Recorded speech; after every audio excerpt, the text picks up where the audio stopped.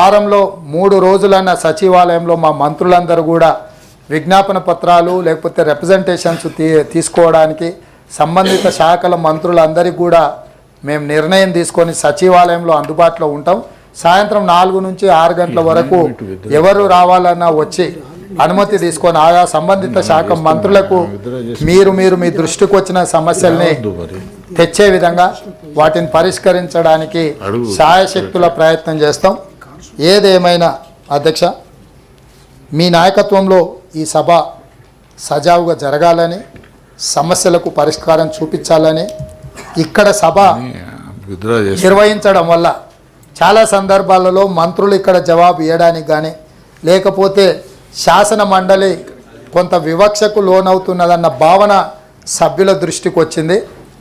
నేను assembly speaker గారితో మాట్లాడిన, తమరితో కూడా మాట్లాడిన, సంబంధిత శాఖ మంత్రితో కూడా మాట్లాడిన, తొందరలోనే మనము ఇక్కడ జరిగే శాసన మండలి సమావేశాలని ఆ ప్రాంగణంలోకి మార్చుకొని గతంలో ఉమ్మడి సమావేశాలకు వినియోగిస్తున్న అసెంబ్లీ బిల్డింగ్ను పూర్తిగా రిపేర్స్, రినోవేషన్, రిస్టోరేషన్ చేసుకొని వచ్చే బడ్జెట్ సమావేశాలను అక్కడికి తరలించడం ద్వారా ఒక పక్కన అసెంబ్లీ, ఇంకొక పక్కన శాసన మండలి, మధ్యలో సెంట్రల్ హాల్ పెట్టడం ద్వారా ఒక మంచి సాంప్రదాయానికి, సభ్యులకు కూడా ఒకరంటే ఒకరికి ఒక గౌరవం పెరగడానికి, అక్కడనే మంత్రుల చేంబర్స్ ఉంటాయి కాబట్టి సభ్యులు ఏవైనా విషయాలు ఉంటే మంత్రుల దృష్టికి తీసుకెళ్ళడానికి ఒక మంచి సాంప్రదాయానికి మనం పునాది రాయి వేద్దాం. మీరు కూడా అనుమతించండి. ఇది తరలించడానికి అవసరమైన అన్ని చర్యలు తీసుకోవడానికి నేను మా అధికారులకు ఆదేశిస్తా. మీరు ఇక్కడ ఉన్న నోటిఫై చేయాలనుకుంటా. నాకు తెలిసినంత వరకు ఇక్కడ ఉండే సభను అక్కడికి తరలిస్తే కూడా అక్కడ నోటిఫై చేయాలనుకుంటా. దాంట్లో పూర్తిగా మా సభ్యులందరూ కూడా అక్కడికి తరలించడానికి ప్రభుత్వంగా మేము నిర్ణయం తీసుకున్నాము. మీరందరూ కూడా మీ ఆమోదం తెలిపితే వచ్చే బడ్జెట్ సమావేశాల లోపే అక్కడికి తరలించుకుందామని చెప్పి నేను మీకు విజ్ఞప్తి చేస్తున్నా. మీరు అందరూ ఒప్పుకుంటే ఈ కార్యక్రమాన్ని ముందుకు తీసుకెళ్దాం. మా చీఫ్ సెక్రటరీ గారికి, మా అధికారులకు కూడా నేను తక్షణమే ఆదేశాలు ఇస్తాను.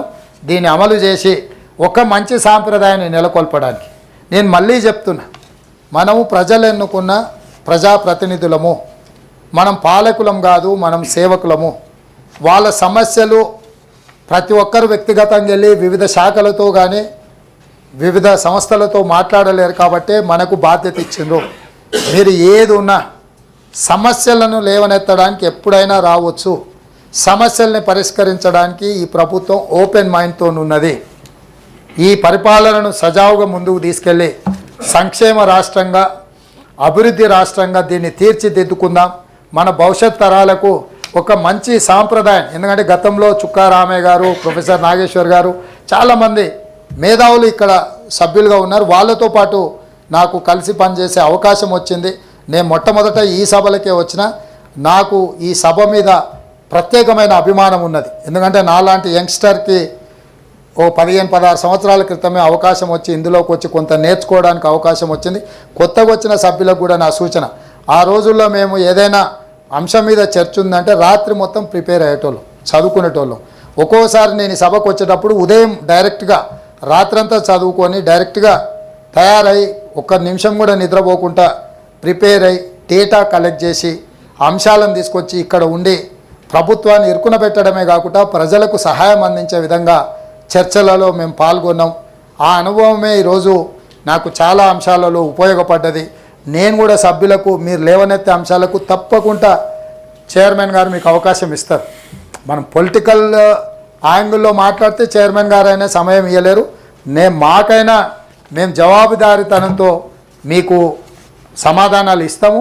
ఆ విధంగా ఒకరికొకరు సహకరించుకొని ఒక మంచి సాంప్రదాయాన్ని ఈ శాసన మండలి ద్వారా, ఎందుకంటే ఇది పెద్దల సభ, మనకు వయసు తక్కువ ఉన్నా లేకపోతే అనుకోకుండా మనకు అవకాశాలు వచ్చినా దీన్ని సద్వినియోగం చేసుకోవడం ద్వారా రాజకీయ పరిణతిని ప్రదర్శించాల్సిన బాధ్యత మన అందరి మీద ఉన్నది.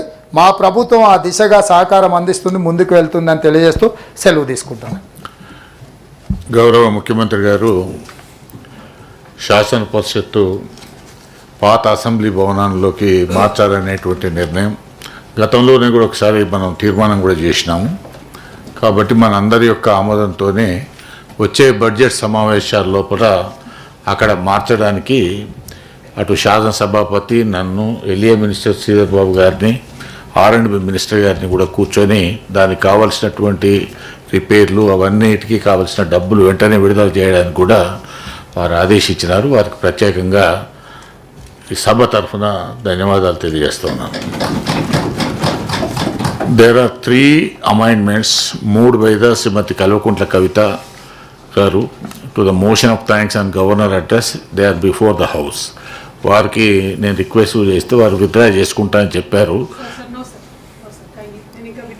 సార్ అది అయితే ఎందుకంటే ప్రజాస్వామ్యయుతంగా ఎన్నికైనటువంటి క్రితం ప్రభుత్వాలను చాలా దారుణాతిదారుణమైనటువంటి రీతిలో గవర్నర్ గారి అడ్రస్లో పొందుపరచడం జరిగింది సార్. ఆ పదాలను డెఫినెట్గా అన్పార్లమెంటరీగా ఉన్నాయి, వాటిని తొలగించాలని చెప్పి I want to press the amendment sir unless the government comes forward to request. ఎందుకంటే this is the first day under honorable CM request we will not withdraw sir because he has to be responsible. The language used in yesterday's governor's speech is not acceptable to our party and people of Telangana also sir. చెప్తారా ముఖ్యమంత్రి గారు? LA minister గారు.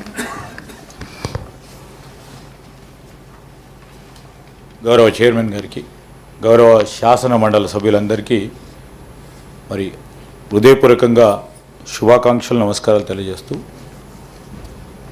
గౌరవ శాసన సభ్యురాలు లేవనెత్తిన objection శాసన మండలి సభ్యురాలు లేవనెత్తిన అంశం విషయంలో వారికి కూడా తెలుసు, వారికి ఉన్న అనుభవం పట్ల గవర్నర్ గారి స్పీచ్ అధ్యక్ష, అది గవర్నర్ గారి స్పీచ్కి సంబంధించి అంటే వారి అభిప్రాయంలో అది కఠోరంగా ఉందని వారి అభిప్రాయం.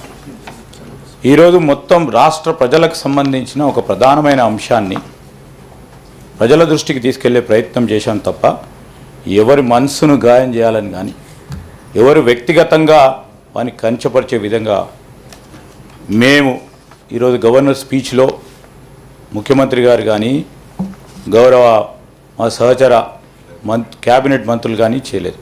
So I would like to request honourable member to consider and drop that amendment. No అది కాన్స్టిట్యూషన్ ప్రొవిజన్ లేదు. నేను స్టడీ చేశాము. Please please please Prabhakar garu please. Although we do not agree with whatever honorable governor has said, it is really not in good spirit. పోయిన ప్రభుత్వాలన్నీ తప్పు చేసినాయి, నిరంకుశంగా ఉన్నాయి, నిర్బంధంగా ఉన్నాయి అనేటటువంటి పదాలన్నిటి మీద సీరియస్గా ప్రొటెస్ట్ చెప్తూ మా ప్రొటెస్ట్ రిజిస్టర్ చేస్తూ ప్రభుత్వం యొక్క మొదటి రోజు కాబట్టి వారికి సహకరించాలనేటట్టు లేదమ్మా.